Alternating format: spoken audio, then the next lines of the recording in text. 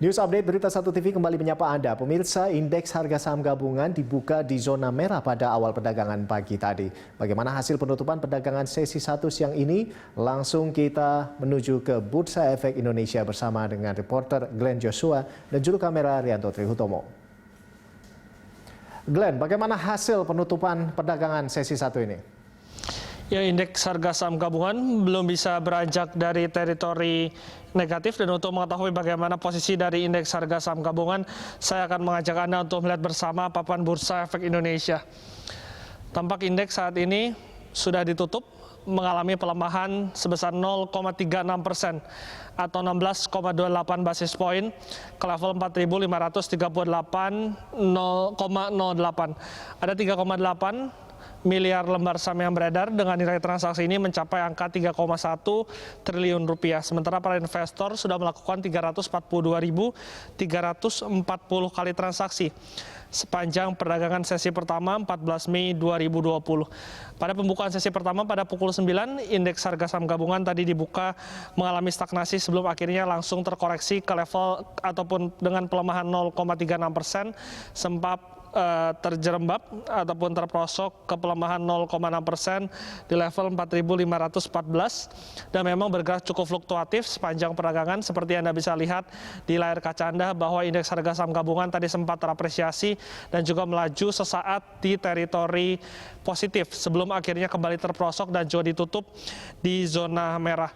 Dari 10 sektor, Ando, 5 sektor mengalami pelemahan, di mana perbankan menjadi penekan utama dari laju indeks harga saham gabungan dengan koreksi sebesar 1,6%. Dilanjutkan dengan aneka industri yang juga mengalami koreksi 1,1%, serta infrastruktur yang juga mengalami pelemahan sebesar 0,9%. 5 sektor memang bisa menunjukkan kinerja positif dibandingkan kemarin. Properti yang pada hari ini terapresiasi sebanyak 1,7%.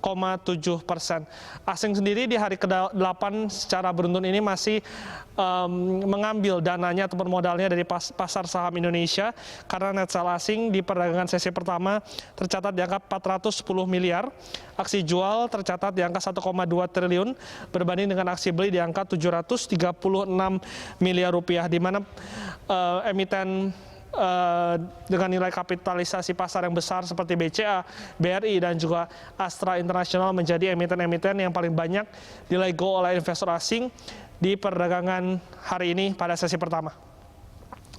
Rolando. Ya, baik. Selanjutnya Glenn, ini seperti apa peluang IHSG hingga sore nanti? Hampir semua analis memproyeksikan bahwa indeks harga saham gabungan belum akan bisa keluar dari teritori negatif, di mana prediksinya salah satu dikeluarkan oleh Panin Sekuritas yang memproyeksikan bahwa indeks harga saham gabungan bergerak mix cenderung melemah.